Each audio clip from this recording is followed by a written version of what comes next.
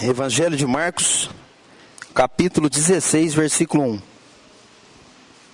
E passado o sábado, Maria Madalena e Maria, mãe de Tiago e Salomé, compraram aromas para irem ungí-lo. E no primeiro dia da semana, foram ao sepulcro de manhã cedo, ao nascer do sol. E diziam umas às outras: quem nos revolverá a pedra da porta do sepulcro? E olhando, viram que já a pedra estava revolvida, e era ela muito grande. E entrando no sepulcro, viram um mancebo assentado à direita, vestido de uma roupa comprida, branca, e ficaram espantadas.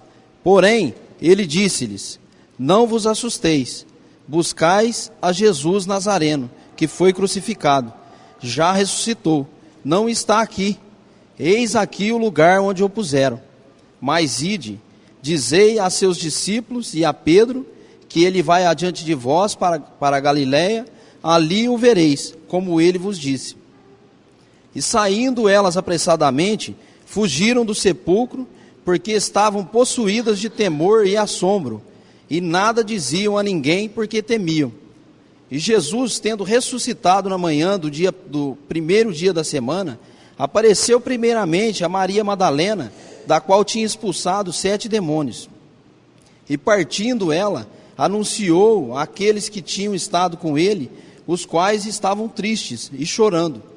E ouvindo eles que vivia e que tinha sido visto por ela, não o creram. E depois manifestou-se noutra forma a 2 deles, que iam de caminho para o campo.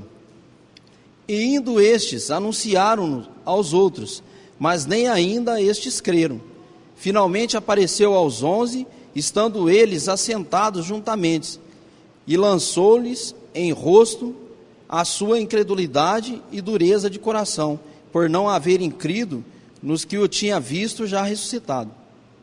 E disse-lhes: ide por todo o mundo, pregai o evangelho a toda criatura.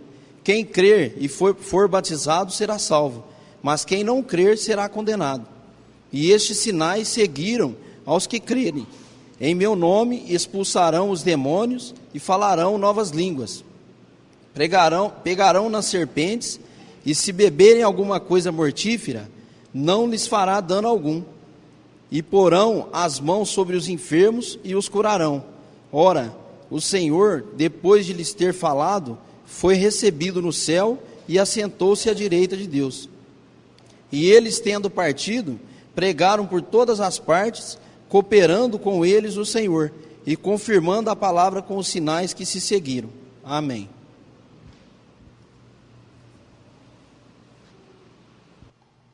Lembrar que o versículo 4, elas chegaram lá e a pedra já estava revolvida.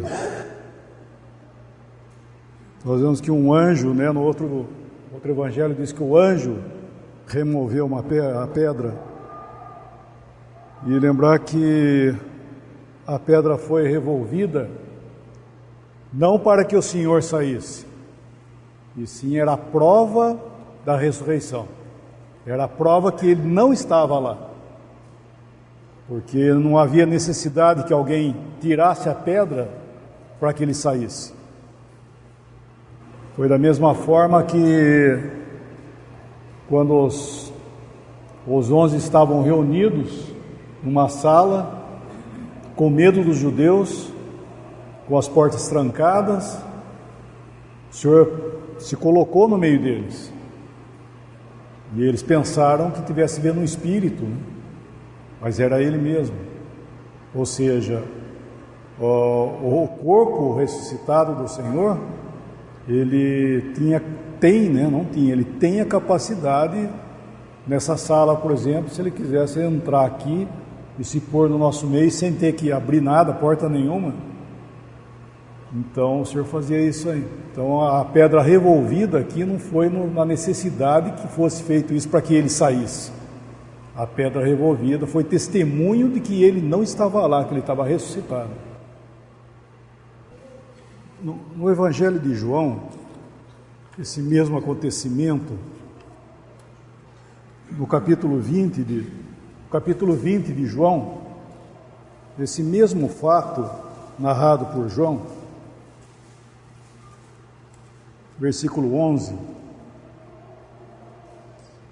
E Maria estava chorando fora, junto ao sepulcro. Estando ela, pois, chorando, abaixou-se para o sepulcro e viu 2 anjos vestidos de branco assentados onde jazera o corpo de Jesus, um à cabeceira e o outro aos pés. E disse-lhes eles: mulher, por que choras? Ela lhes disse: porque levaram meu Senhor e não sei onde puseram. E tendo dito isto, voltou-se para trás e viu Jesus em pé, mas não sabia que era Jesus. Disse-lhe Jesus: mulher, por que choras? Quem buscas? Ela, cuidando que era o hortelão, disse-lhe ao Senhor: se tu o levaste, diz-me onde o puseste, e eu o levarei. Disse-lhe Jesus: Maria. E ela, voltando-se, disse-lhe: Rabone, que quer dizer mestre. Disse-lhe Jesus: não me detenhas, porque ainda não subi para o meu Pai, mas vai para os meus irmãos e dize-lhes que eu subo para o meu Pai e vosso Pai, meu Deus e vosso Deus. Maria Madalena foi e anunciou aos discípulos que viram o Senhor e que ele lhe dissera isto. Nós vemos que aqui esse narrativo em João, ela viu o versículo 15, ela viu ele e pensou que ele fosse o hortelão, que é o jardineiro, né? E ela conhecia o Senhor, mas ali ela não o reconheceu. Na hora que o Senhor disse para ela, Maria, daí ela viu que era o Senhor. Então aqui nós estamos encontrando essa nova ordem de coisas. O Senhor estava ressuscitado dentre os mortos, e o conhecimento de Cristo agora seria com base nessa nova criação, esse novo relacionamento de conhecimento. Então, porque é interessante como alguém que podia ter vivido tanto tempo com o Senhor, né, olhar para ele e não viu que era ele.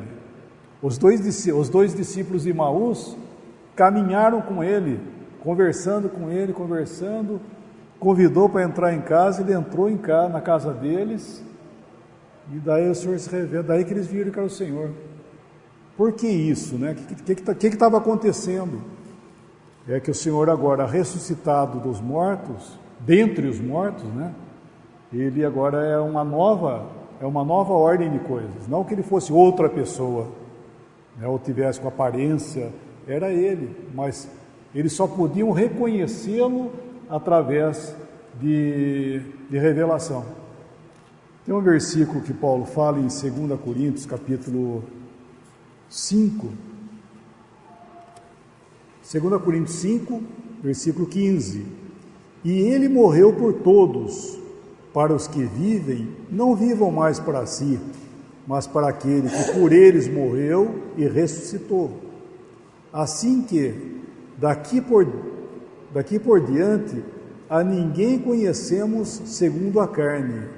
E ainda que também tenhamos conhecido Cristo segundo a carne, contudo agora já não o conhecemos desse modo. Assim que, se alguém está em Cristo, nova criatura é. As coisas velhas já passaram, e eis que tudo se fez novo. Versículo 16 diz: ainda que tenhamos conhecido Cristo segundo a carne, já agora, contudo agora, não conhecemos desse modo. Por quê? Porque agora ele é nova criação. Esse versículo 17 aí é criação, né? Nova criação. Nós somos parte da nova criação. Aí está nova criatura, mas correto é criação. Então esse homem ressuscitado dentre os mortos, ele é a cabeça dessa nova criação, é uma nova ordem de coisas. Então o conhecimento dele é algo completamente novo. Por isso que Paulo disse: ainda que nós tenhamos conhecido a Cristo segundo a carne, agora nós já não conhecemos desse modo. É nova ordem de coisas. E isso é com base na revelação. E foi dessa forma que Maria Madalena foi procurar ele. Procurou ele ainda com base na antiga ordem de coisas. E daquele jeito ela não ia conhecer. E o Senhor se revela para ela. O corpo também, que se colocava diante deles através das coisas materiais, não ter a mesma lei, podemos dizer.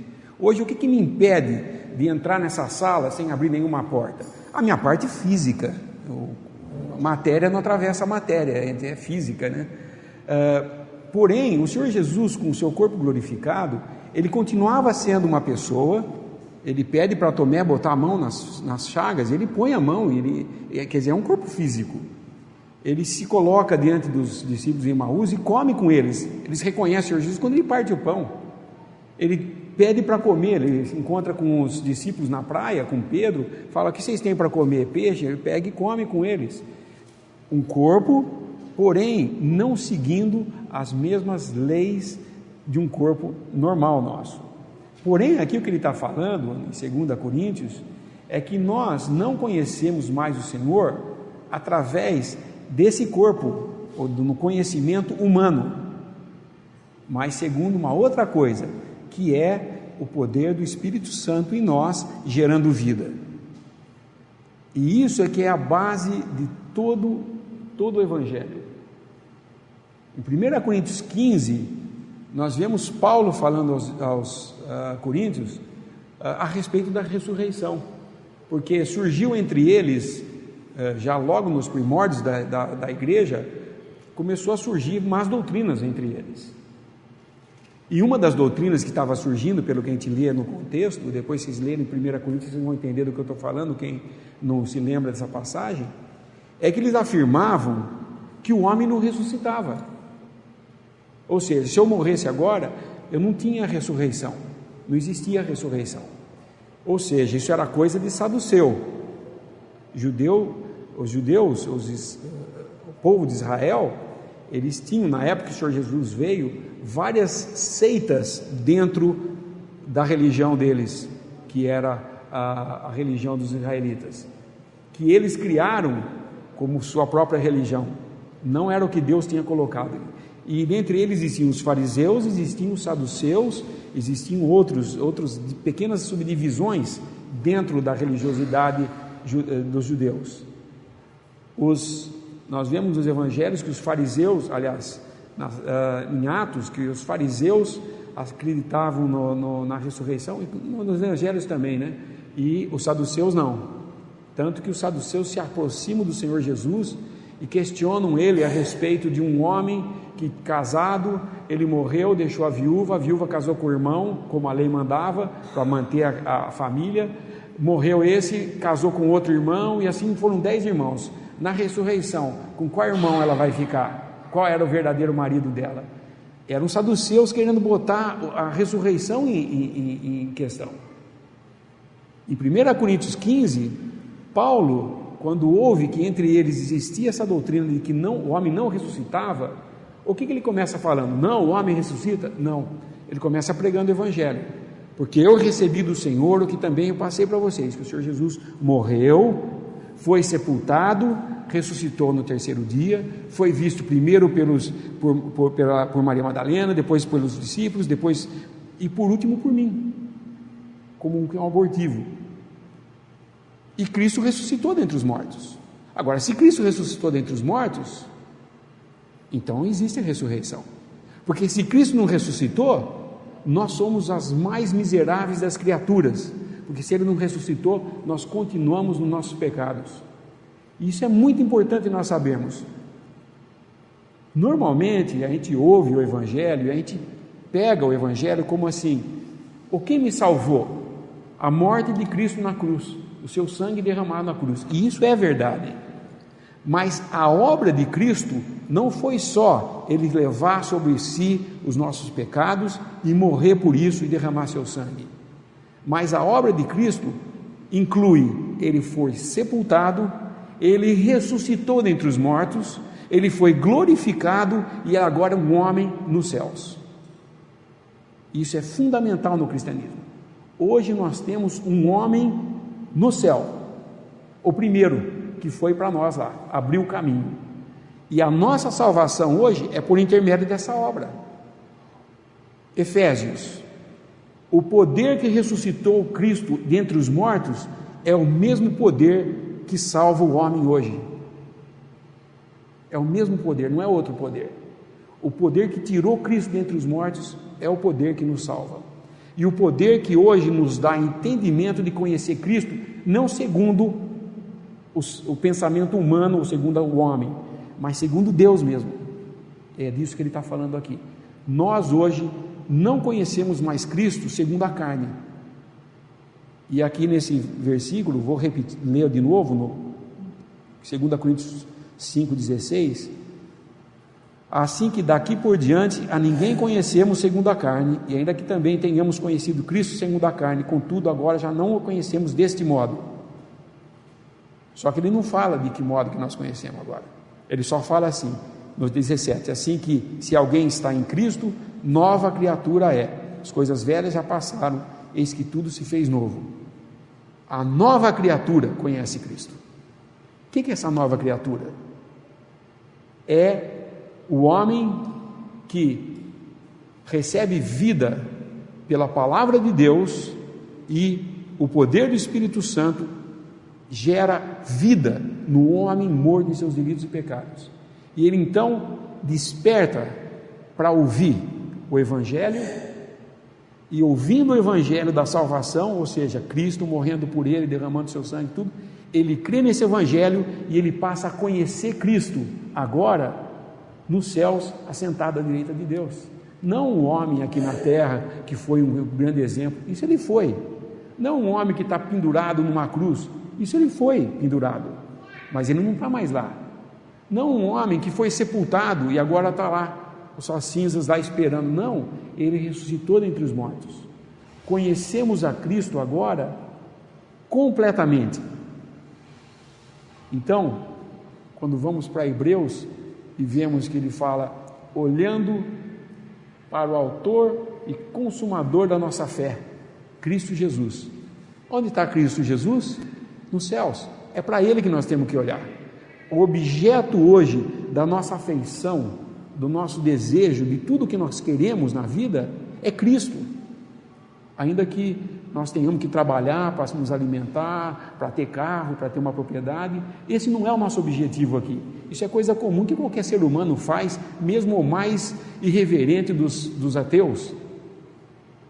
Mas nós fazemos tudo isso não esperando que isso seja o objetivo da nossa vida. Isso são coisas que temos que fazer porque estamos nesse corpo. Nosso objeto a nossa meta é estar com Cristo lá nos céus. E Ele está lá, completou a obra. Então, quando fala aqui em Marcos, 16, sobre a ressurreição, como nos outros evangelhos fala, nós vemos a importância que é esses pequenos detalhes. Às vezes a gente fala: por que o irmão foi falar da pedra estar resolvida e o Senhor não ter saído? Porque nós temos que entender a natureza dessa ressurreição. E esses indícios que a palavra nos dão, dessa pedra removida, não foi que se ela não fosse removida, o Senhor não conseguia ficar lá batendo para sair. Não é. Ele já estava fora, mesmo antes dessa pedra ser removida dali. Mas a pedra removida era um sinal de que aqui não tem mais ninguém morto. Lembram que essa cova onde o Senhor Jesus foi colocado, esse lugar de sepulcro, era um sepulcro novo, ninguém tinha sido enterrado lá ainda. O poder de Deus ia agir num homem morto ali dentro, como um sinal que Deus estava dando: esse homem, e só esse vai ressuscitar dentre os mortos, por sua justiça, por sua obra. Os outros vão ser ressuscitados pela fé, quando Ele vier para chamar a sua igreja daqui. E a ressurreição é como que a prova fundamental de que a obra de Cristo foi aceita por Deus. Ele ressuscitou dentre os mortos. E hoje, quando o inimigo quer atacar a verdade de Deus, ele vai atacar exatamente nesse ponto da ressurreição. Então surgem doutrinas de reencarnação, de melhoria do corpo, e tudo isso coloca a ressurreição de lado. Não somos salvos por qualquer coisa que tenhamos feito para merecer a salvação. Somos salvos porque Deus se revela a nós. Assim, não conhecemos a Cristo segundo a carne, segundo a nossa carne, segundo o nosso pensamento. Eu não posso fazer ninguém raciocinar o Evangelho, racionalizar o Evangelho, entender. Eu vou entender, deixa eu ver se eu entendo, vou estudar bastante. Não, é pura revelação. A graça de Deus que ressuscitou a Cristo dentre os mortos, é a graça de Deus que gera a vida em nós, é a graça de Deus que nos dá a vida, nos dá a fé para crer nesse Salvador que temos. E onde Ele está agora? Nos céus. E João, Evangelho de João, outra vez, desse acontecimento aqui, é interessante e importante isso que o Lineu está ressaltando, frisar mais ainda isso. Evangelho de João 20, continuando lá, versículo 19. Chegada, pois, a tarde daquele dia, o primeiro da semana, e cerradas as portas onde os discípulos, com medo dos judeus, se tinham juntado, chegou Jesus e pôs-se no meio deles e disse-lhes: paz seja convosco. E dizendo isso, mostrou-lhes as suas mãos e o lado, de sorte que os discípulos se alegraram vendo o Senhor. Disse-lhe, pois, Jesus outra vez: paz seja convosco. Assim como o Pai me enviou, também eu vos envio a vós. E havendo dito isto, assoprou sobre eles e disse-lhes: recebei o Espírito Santo. Então, bom, esse versículo 19, nós vemos que vamos dizer assim, é a apresentação daquilo que o Senhor não tinha necessidade, né, ou seja, melhor dizendo, para Ele não havia barreiras nenhuma para os seus propósitos. Então nós vemos que Ele, assim como Ele podia sair do sepulcro, Ele entrou aqui no meio dos discípulos, se pôs no meio deles. E aqui, o que ele era? Ele era esse homem ressuscitado dentre os mortos, sendo ele agora cabeça dessa nova criação. Né? Porque enquanto ele estava vivo, ele assumiu o lugar que ele ia tomar, o último homem apresentado diante de Deus. Em Adão, na carne. No entanto, lá em Coríntios 15, é chamado ele o último Adão. Por quê? Porque quando ele foi à cruz, ele funilou em si toda a velha criação, foi apontada nele ali. E ele tomou o juízo ali. Acho que podemos até ler esse versículo, né? Vamos ler o versículo da 1 Coríntios 15. 1 Coríntios capítulo 15, versículo 45. 1 Coríntios 15, 45. Assim está também escrito: o primeiro homem, Adão, foi feito em alma vivente, o último Adão em espírito vivificante. Mas não é o primeiro o espiritual, senão o animal, depois o espiritual. O primeiro homem da terra é terreno, o segundo homem, o Senhor, é do céu. Qual o terreno, tais são também os terrenos. E qual o celestial, tais também os celestiais. Assim como trouxemos a imagem do terreno, assim traremos também a imagem do celestial. 45. O primeiro homem, Adão, foi feito em alma vivente. O último Adão, se fala de Cristo, é o Espírito vivificante. Versículo 47. O primeiro homem da terra é terreno. O segundo homem, o Senhor, é do céu. Então Adão, como ele era a cabeça cabeça da velha criação, Deus criou ele e colocou ele como cabeça da criação. E Cristo veio e tomou essa posição de chamado de último Adão. Ou seja, encerrou toda a existência de Adão, foi encerrada ali em Cristo. E quando Cristo ressuscita dentre os mortos, ele ressuscita agora recebendo o quê? Um outro Adão? Não. Segundo homem, cabeça da nova criação. E ele sendo cabeça da nova criação, tudo aquilo que seguiria a ele após, faria parte dessa nova criação.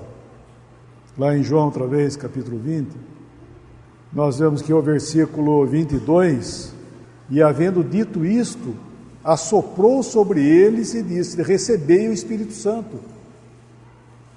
O que seria isso aí? Seria que, será que ele estava falando, será que vai receber uma parcela do Espírito Santo agora e outra parcela vocês recebem lá em Atos 2, quando vier o dia de Pentecostes? Será que é isso? Não é isso, né? Aqui é uma outra coisa. Atos 2 é outra questão, né? Nós vemos que aqui o que o Senhor está fazendo aqui em João 20, é que ele sendo agora cabeça dessa nova criação, ele assopra sobre eles o Espírito Santo, ou seja, todos aqueles que seriam participantes dessa nova criação, eles têm como base e princípio o Espírito Santo. Então o Senhor faz isso, ele assopra sobre eles o Espírito Santo. Assim como em Adão, lá quando o Senhor criou Adão, ele assoprou em Adão, Deus, quando fez Adão, ele assoprou sobre Adão só e sobre os Adãos o Espírito de vida. Ou seja, somente o homem, a raça humana, é que tem relação com Deus, não os animais, só sobre Adão foi. E aqui nós estamos vendo o Senhor ressuscitado, assoprando sobre eles, os discípulos, o Espírito Santo. Ou seja, somente aqueles que tivessem participação nessa nova criação, seria com base nessa nova vida. Voltando um pouco em Marcos 16, versículo 3, e diziam umas às outras: quem nos revolverá a pedra da porta do sepulcro? Nossos irmãos estão falando de algo muito precioso e que é uma coisa objetiva. Isso Cristo fez em si mesmo e por si mesmo e para nós. Sua obra toda, né, completa, como foi dito, ela foi feita sem a nossa participação. Nós não participamos em nada. A única coisa que nós fizemos foi contribuir com os nossos próprios pecados para que ele sofresse então ali na cruz e fosse considerado, né, o último Adão. E acabou essa raça ali nele. Essas mulheres indo ao sepulcro, fala de um outro lado, um lado subjetivo, quer dizer, a nossa parte, como que nós fazemos para que tudo isso que foi feito em Cristo, por Ele, como que isso passa para nós? Como que nós nos tornamos participantes de tão grandiosa maravilha de ter um homem sentado na glória, que é o primeiro a entrar ali, mas que serão seguidos por todos os que crerem? E como que isso passa para nós? Não começa a vida cristã e o desfrutar dessa bênção tão grande não começa com o conhecimento, nos aprofundarmos em conhecimentos, em doutrinas e nada. Essas mulheres diziam umas às outras: quem nos revolverá a pedra da porta do sepulcro? Quer dizer, elas saíram, por fé, elas saíram para encontrar com Ele. Elas queriam Ele, elas queriam o Senhor. Elas não sabiam nem como é que elas vão fazer para vê-lo, como é que elas vão fazer para usar essas coisas que nós temos preparado para Ele. Elas não entendiam nada, não sabiam nada. Mas vamos ler um versículo em Romanos 5, o versículo 1 de Romanos 5. Mostra-nos um conjunto, nesse conjunto, né, de coisas.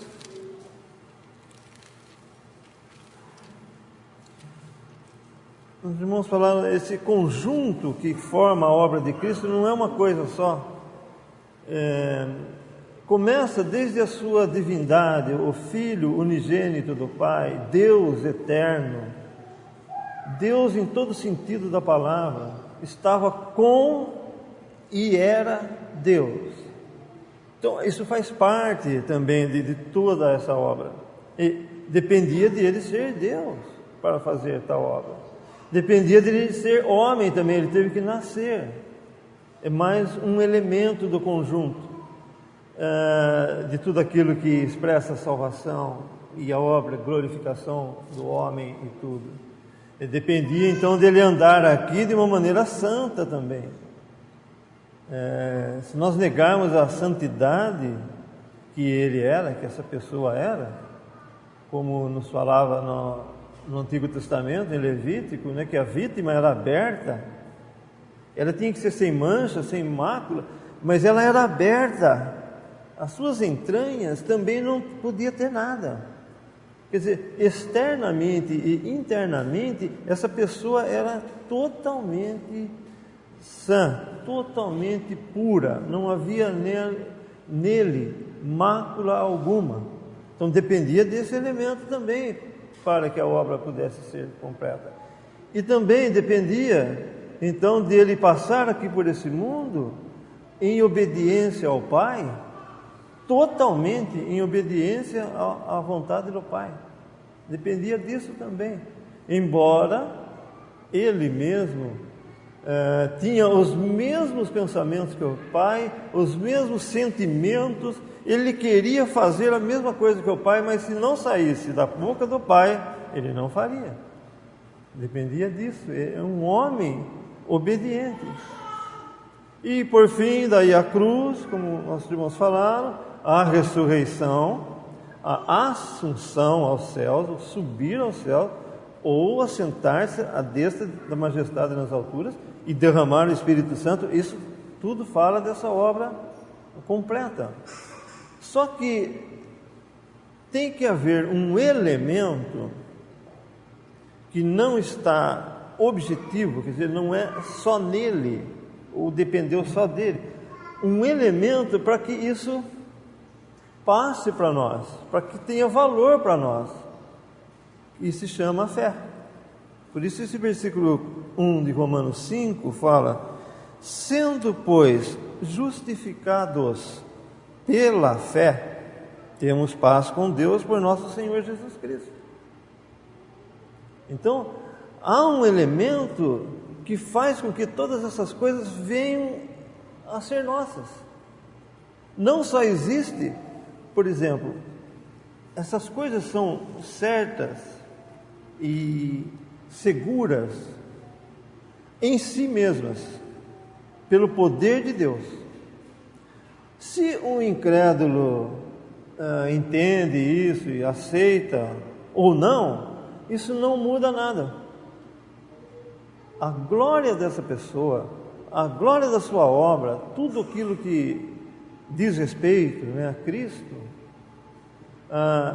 elas são em si, e a incredulidade ou fé do homem não vai alterar isso. Ela é verdade em si. Agora, infelizmente, um incrédulo, ele não vai tornar isso proveitoso para si mesmo. Essa é a grande tristeza, esse é o grande motivo, né, do Evangelho ser anunciado. Até hoje, olha, irmãos, são mais de 2000 anos. Esse Evangelho da graça é anunciado aqui nesse mundo. Para quê? Para que se torne aquilo que Cristo fez, objetivamente, se torne subjetivo, torne-se de proveito para nós, para uma pessoa. Ela não vai deixar de ser verdade se ninguém crer, mas haverá grande bênção se uma pessoa se apossar de tudo isso para si. Então há esse elemento da fé. E essas mulheres, né, não tinham tal conhecimento, olharam, nem viram, nem conheceram, desculpa, aqui não viram, não conheceram. Olharam, mas não conheceram essa pessoa. Quer dizer, era um princípio de fé que estava operando, né? Que elas foram sem saber. Quantos homens, quantas pessoas querem saber, querem conhecer antes de ter fé. E a base, o começo é a fé. Nós cremos e daí nós podemos ir progredindo na fé, como, né, nós vemos em cada um de nós, não precisamos falar de outros, mas de cada um de nós, como é, até hoje, né, todos os crentes, velhos, novos, eles vão aprendendo, pondo uma pedra, mais uma pedra, mais uma pedra, outros vão falando, ele vai se edificando, ele vai conhecendo, crescendo no conhecimento de Cristo. Mas o princípio da fé foi Deus que deu. Deus nos deu esse princípio de fé. Por isso que ele fala que, sendo pois justificados pela fé, ou sob o princípio da fé. Sem fé é impossível agradar a Deus. Sem fé, e ainda que não é uma questão de ter fé em qualquer coisa. Não é questão que a fé transforma uma coisa em verdade. A fé não transforma. Se eu creio num ídolo, por exemplo, eu posso ter a maior fé do mundo, mas não adianta, aquele ídolo não vai passar de um pedaço de matéria, de barro, de ouro, tanto faz, de pedra preciosa. Mas a fé não transforma nada, mas a fé crê naquilo que é a verdade. Essa fé, sim, é a fé que salva. Então, nós partimos, né, nós vamos encontrar com o Senhor, ouvindo o Evangelho, sem saber, sem conhecimento, e às vezes nós ficamos desanimados. Nossa, aquele irmão parece que sabe tanto. Mas não é, isso não é. O saber não é a coisa é ter fé, é crer, é justificar a Deus, crer no que Deus disse, que nós devemos crer no seu Filho Jesus Cristo, e estamos indo a Ele sem saber muito quem que vai nos remover as pedras, quem que vai nos desvendar tal mistério. Eu não sei, mas Deus sabe. Eu começo no caminho, na vereda, né, da fé, e vou andando nela, e não tem pedra pesada, não tem pedra intransponível que possa se aparecer, né, no caminho, que eu não possa passar, né, por isso. Então, o princípio da fé é essa coisa que Deus faz conosco, essa maravilha de sermos justificados pela fé, sob o princípio de fé, e aí então nós vamos crescendo no conhecimento, que é uma coisa preciosíssima. Também é um ataque, né, muito grande que se faz nos nossos dias. De um lado é o conhecimento, o racionalismo, e do outro lado é achar, não preciso conhecer, não está bom, eu creio no Evangelho, estou salvo.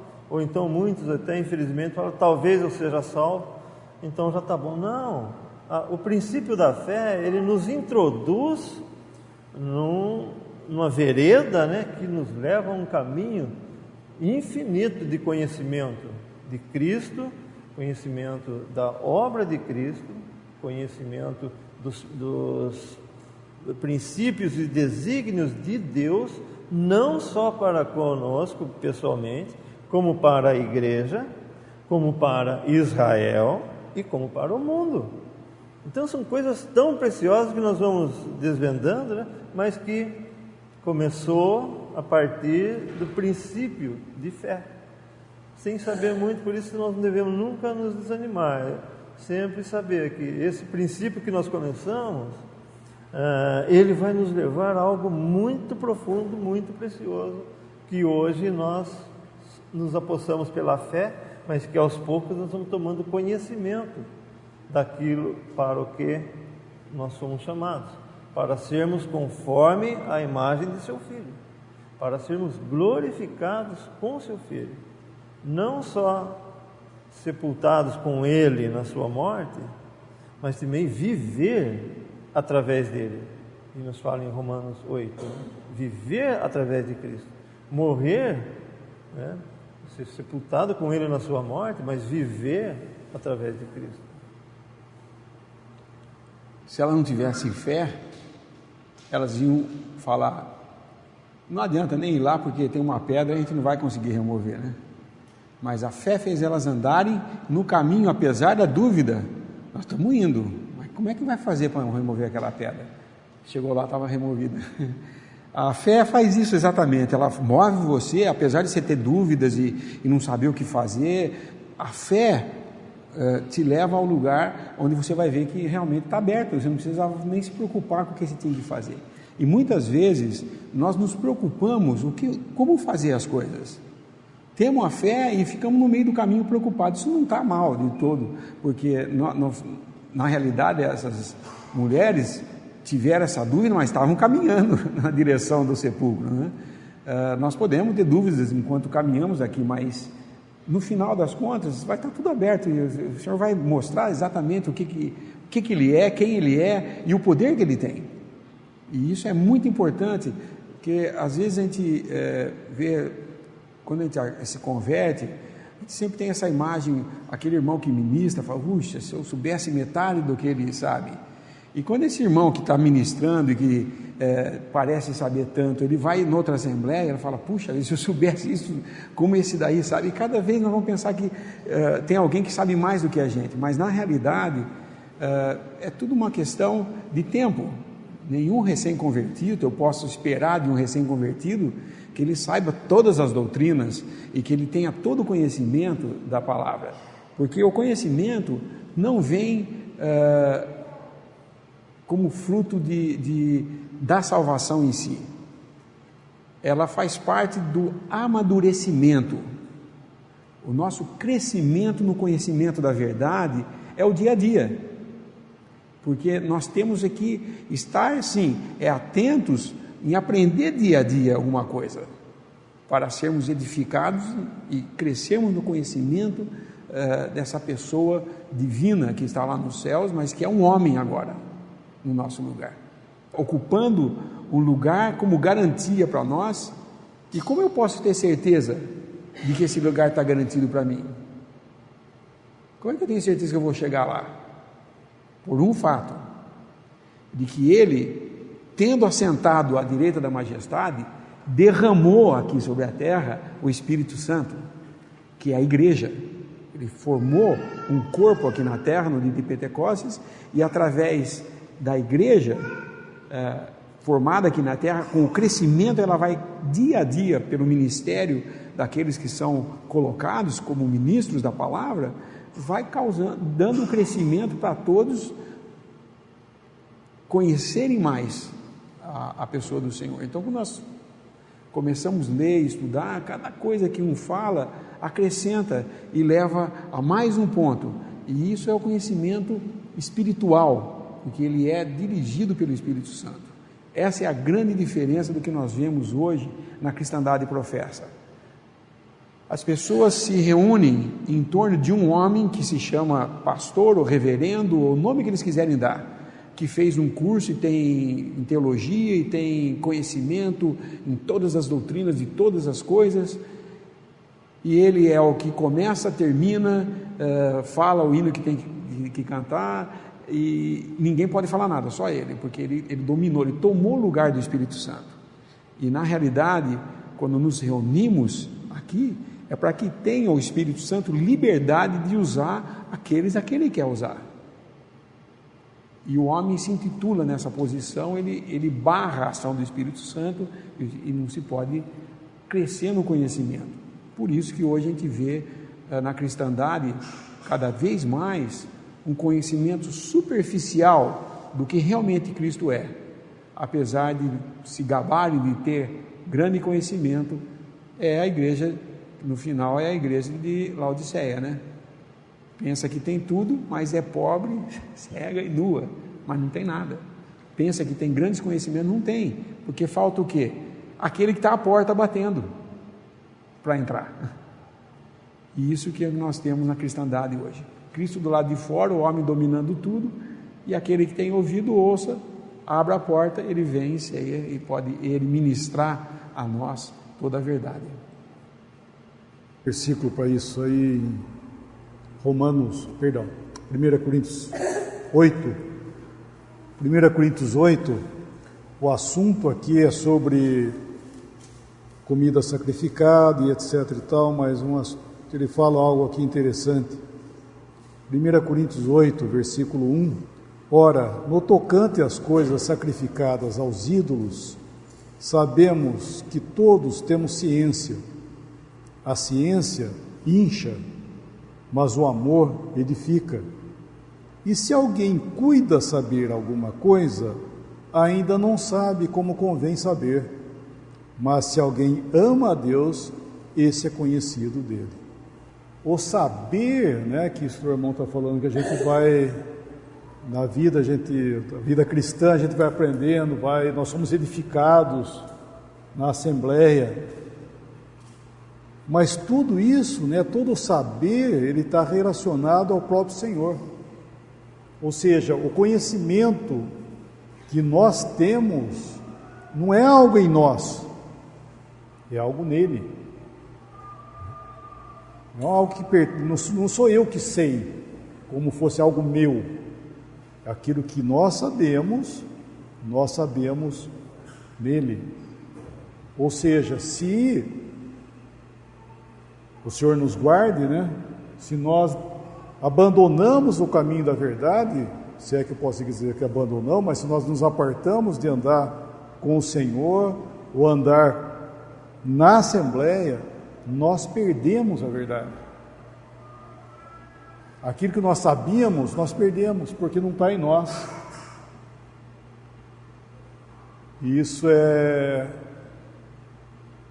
por um lado, né, é confortante, mas por outro lado, realmente também é uma advertência, né, que nós não devemos nunca nos ensoberbecer, achar que nós sabemos algo. O que se sabemos, né, é porque há o conhecimento que nós temos que vem dele, está nele isso aí. É que nem a Assembleia, por exemplo, reunida ao nome do Senhor, tudo que ela tem, todas as bênçãos, todo o conhecimento, todo o ministério, tudo porque Ele está lá. Se o Senhor não estiver presente, não existe verdade.